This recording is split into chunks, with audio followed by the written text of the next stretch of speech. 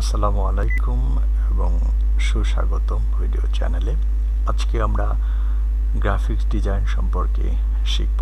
Graphic ডিজাইনে মূলত বিভিন্ন ছবি এডিট করা হয় এবং ছবির কালার চেঞ্জ করা হয়। তো আমরা চলুন দেখে আসি। অ্যাডোবি ফটোশপ 7 এটা যদি আপনাদের কম্পিউটারে না থাকে আপনারা ইনস্টল করে নেবেন। এটা শর্টকাট এখান থেকে ওপেন করা যায়, আবার আরেকটিভাবে ওপেন করা যায়, সেটা হলো অল প্রোগ্রামস অ্যাডোবি ফটোশপ 7। তো এটা আমরা ওপেন করলাম। তো অ্যাডোবি ফটোশপ ওপেন হলে আমরা কিছু জিনিস দেখব। এখানে এইগুলোকে বলা হয় টুলবার। এগুলো দিয়েই ফটোশপের বিভিন্ন কাজ করা হয় মূলত। উপরে আপনি দেখছেন ফাইল, এখান থেকে বিভিন্ন কিছু আমরা সেভ করতে পারি। আবার এডিট থেকে আমরা এডিট অপশনে যেতে পারি, ইমেজ যেতে পারি, লেয়ার যেতে পারি, সিলেক্ট যেতে পারি, ফিল্টার, ভিউ, উইন্ডো। এখানে উইন্ডোতে বলে রাখি এই যদি আমি টুলসে ক্লিক করি তাহলে টুলস চলে যাবে। আবার যদি টুলসটা আমাদের প্রয়োজন হয় তাহলে টুলসটাকে আমরা আবার নিয়ে আসতে পারবো। এভাবে কালার, হিস্ট্রি সবগুলোকে আমরা যদি আনসিলেক্ট করি, দেখেন এখান থেকে চলে গিয়েছে। আবার এটাকে আমরা আনতে পারবো এখানে ক্লিক করে। তো এগুলো আমাদের প্রয়োজন তখন। এটা হলো অ্যাডোবি ফটোশপের কাজ করার জায়গা, এখানেই আমরা কাজ করব। তাহলে কাজ করতে হলে প্রথমত কিভাবে কাজ করতে হবে? আমরা জানি মাইক্রোসফট ওয়ার্ডে কাজ করতে হলে আমাদের একটা ফাইল খুলতে হয়। এখানেও সেরকম একটা ফাইল খুলতে হবে। ফাইলটা দুইভাবে খোলা যায়। আমি এখান থেকে যদি আমি নিউ বাটনে ক্লিক করি তাহলে আমি এটা এখানে একটা ফাইল পাচ্ছি। আবার আরেকভাবে আমি করতে পারি, কন্ট্রোল এন ধরেও আমরা একটা নতুন আনতে পারি। এটার আমরা যে কোনো ফাইলের আপনি নাম দিতে পারেন। ধরুন 22 আমরা নাম দিলাম এবং এখানে সাইজটাকে আপনি যত সাইজ সেটা করে নিতে পারবেন। এটা আমরা করে নিলাম, ওকে।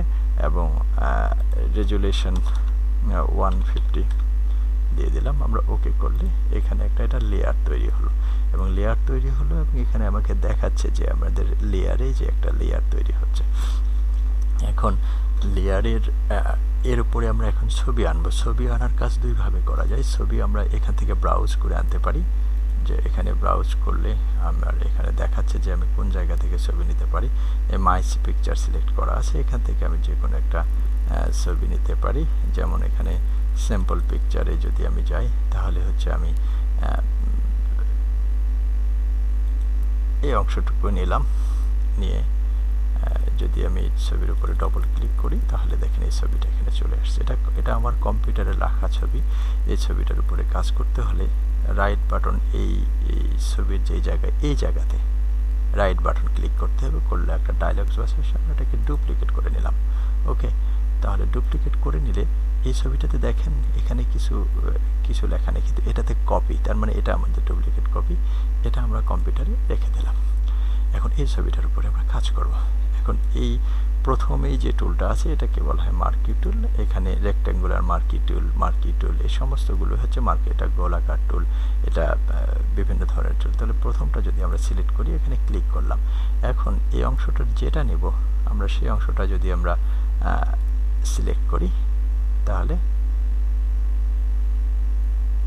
এই অংশটুকু আমাদের প্রয়োজন, আমরা এই অংশটুকু সিলেক্ট করলাম।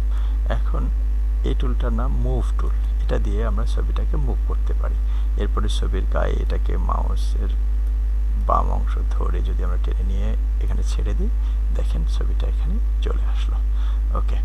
এখন এই ছবিটাকে আমরা সেভ করব। কিভাবে সেভ করব? কন্ট্রোল অল্টার এস দিলে একটা ডায়লগ বক্স আসবে। এখন আপনি কোথায় সেভ করবেন ছবিটা? হয়তো আমি মাই ডকুমেন্টস অথবা ডেস্কটপে সেভ করলাম। এই ছবিটার নাম হলো 22 copy PSD. PSD Photoshop document এই হিসাবে সেভ করতে হবে। এখানে আরও অনেকভাবে সেভ করা যায়। যদি আমরা নর্মাল জেপিজে ছবিগুলো যদি থাকে তাহলে জেপিজে যদি আমরা সেভ করি তাহলে সেটা আর চেঞ্জ করা যাবে না। এই জন্য আমরা ফটোশপের কাজ করার জন্য আমরা এটাকে পিএসডি ফটোশপ ডকুমেন্ট এই নামে এটাকে আমরা সেভ করব। কোথায় সেভ করছি এবং নাম কি দিচ্ছি 22 কপি। আমরা এটা সেভ করলাম।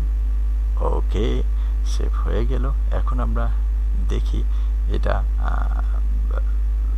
ফটোশপে আছে কিনা, ডেস্কটপে আছে কিনা। ডেস্কটপ 22 নামে কোনো ফাইল আছে কিনা, প্রথমত 22 এই যে ফাইল, এই ছবিটা যদি আমরা এখানে ওপেন করি, দেখেন এই ছবিটা আমরা এখান থেকে এটা কেটে নিয়েছি এবং এটা এখানে আছে। এবং এভাবেই আমরা প্রথমত প্রাথমিক ধারণা ফটোশপে নিলাম। পরবর্তী টিউটোরিয়ালগুলোতে আমি ধাপে ধাপে অন্য বিষয়গুলো আপনাদের দেখানোর চেষ্টা করব। আপনাদের মূল্যবান সময় দেওয়ার জন্য আপনাদের অনেক ধন্যবাদ।